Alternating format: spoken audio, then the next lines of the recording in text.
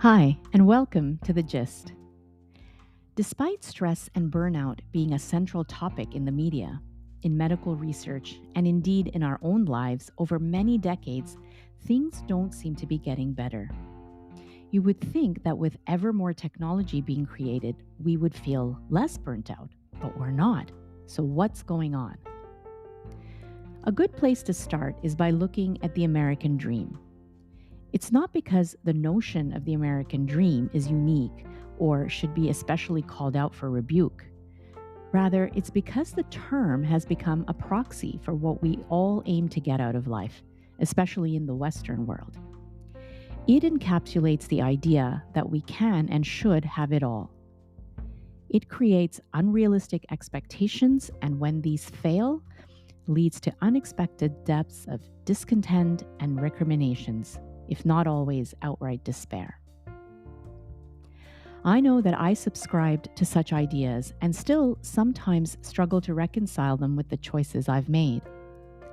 When I got my first job after graduation, I would look askance at colleagues leaving work early to pick up a child or take an elderly parent to a doctor's appointment.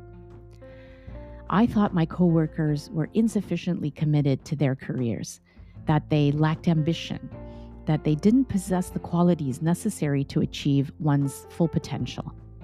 I believed naively that I was hungrier than them.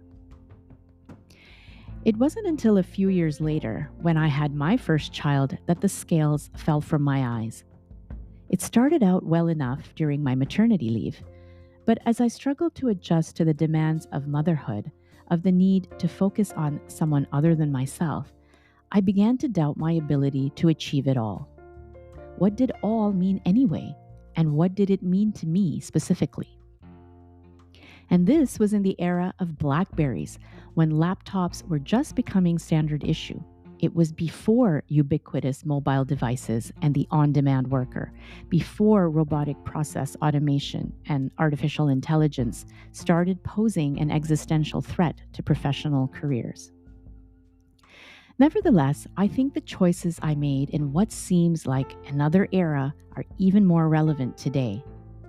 Women my age and millennial women are in the thick of sandwich generation responsibilities. In a recent opinion piece, journalist Anne Hui lays out all the competing demands on women's time, from work pressure to childcare to caregiving for elders. And the associated burnout they face is real, sometimes prolonged and seemingly unavoidable. And I believe that while women may have a particularly full plate, many of us, regardless of gender and age, are feeling this kind of pressure.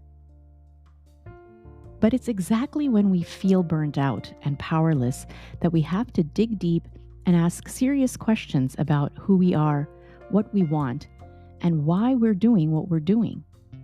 To exercise as much agency as possible, beginning with radical surgery. Not of a medical kind, but a cognitive one, where we begin to carve out a personal identity that's not tied so strongly to success and status. More fundamentally, we can question why we're chasing after a nebulous idea of endless and unsustainable growth on an individual, organizational, and societal level. In other words, what's the end game of all this progress we seem to be so invested in making? And is the cost to each of us personally, as well as to our communities and our environment, worth it?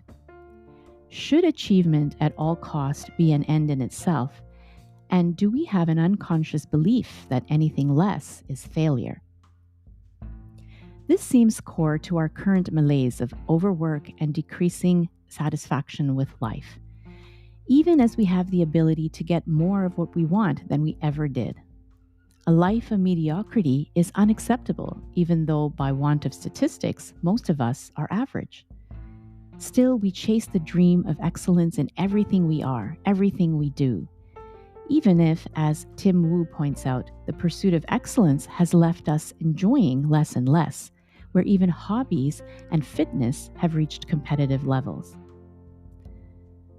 I believe that much of the mental load we carry is by dint of the choices we make, particularly for those of us who are privileged enough to have choices in the first place. All this is not to say that employers and government policies don't need to change, or that society as a whole doesn't need to adapt. But in the meantime, we can change too, by making different choices, by using the agency we already have. The question isn't whether we can have it all.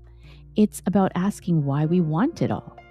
It's about making a well-considered choice about how to live, whether that is home and family or career and recognition, while being cognizant of the associated trade-offs. By making conscious choices, we can take our own blinders off. We can generate the capacity to practice greater compassion for our fellow human beings, for ourselves, and indeed for the planet. On that note, wishing you a great week ahead, be well, and see you next time on The Gist.